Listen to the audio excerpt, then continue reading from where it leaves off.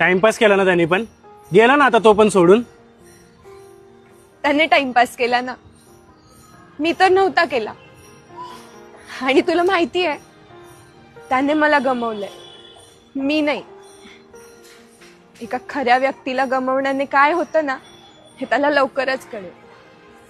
आणि त्याला काय वाटतं, तो गेला म्हणून मी डिप्रेशन मध्ये जाईन, सुसाईड करेन? अजिबात नाही. माझी फर्स्ट प्रायोरिटी माझे आई बाबा होते आणि नेहमीच राहतील. मी त्याच्याविषयी माझ्या आई बाबांनाही सांगितलं होतं. हा, तो नाही मिळणार पुन्हा, पण त्याच्यापेक्षा चांगला नक्कीच मिळेल, कारण मी खरी आहे. खरंच बोलला होतास तू, चांगल्याला चांगलं मिळत नाही. मुझे यूं ही करके